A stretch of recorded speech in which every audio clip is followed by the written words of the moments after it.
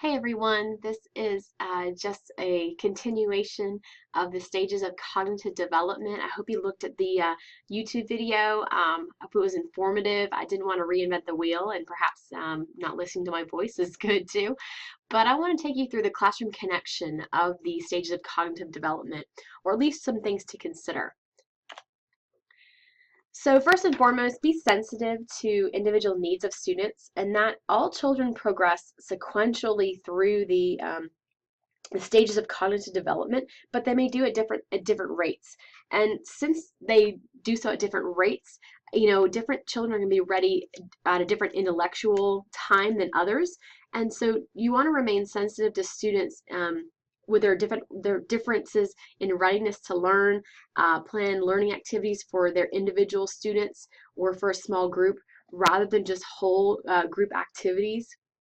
So you want to make sure that, again, you are meeting the needs of the student and keep them engaged and keep them interested to explore and not just everybody's on the same level. That is not what we do in public schools, and differentiation is a way to help combat that. The second one is motivate by stimulating curiosity. So students, want to come to school generally to learn or have fun and engage that way. And they come with existing schemas that we mentioned before. They also want to come to school to enhance their knowledge and better understand adapting to the world around them. So, all students possess a natural motivation to learn, whether you think so or not. But also consider some topics related to that, such as guessing and feedback.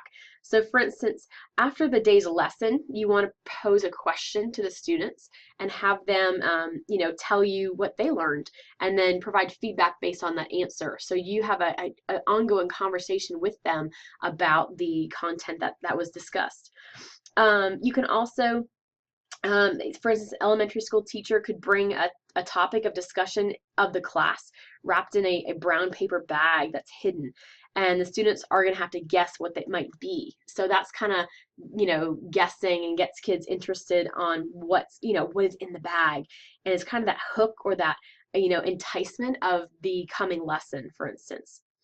Suspense is also another one where the teacher introduces an activity that asks the students to predict the outcome or, to again engage in the suspense or the drama of it, in essence. So a couple ideas. There's the 1/3 book report. So students could read the first third of a book, stop, and then write a brief report consisting of predictions or what will actually happen in the book's remaining pages.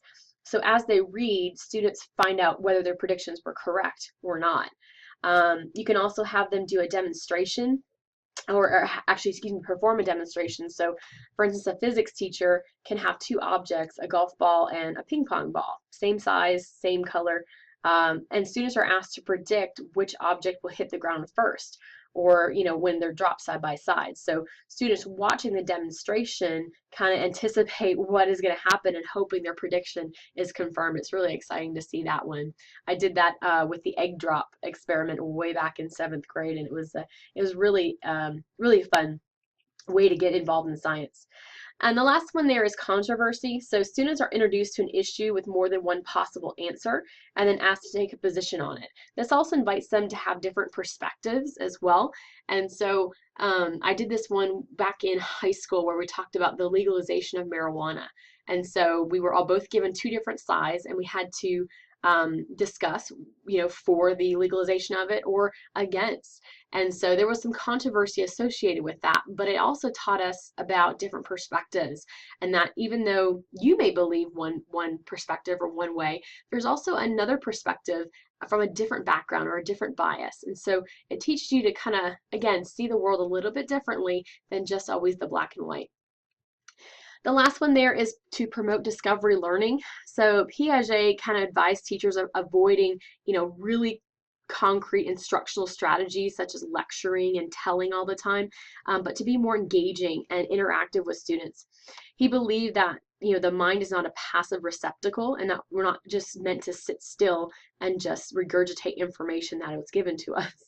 So for example, instead of watching a math teacher show on a chalkboard how to add and subtract, students would combine and separate objects on their table and using different manipulatives.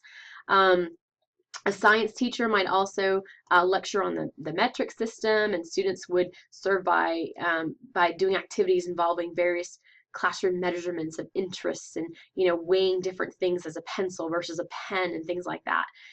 But discovery based, kind of giving students the opportunity to have that hands-on connection, and that also stimulates, again, a different component of the brain when you apply that kinesthetic component as well.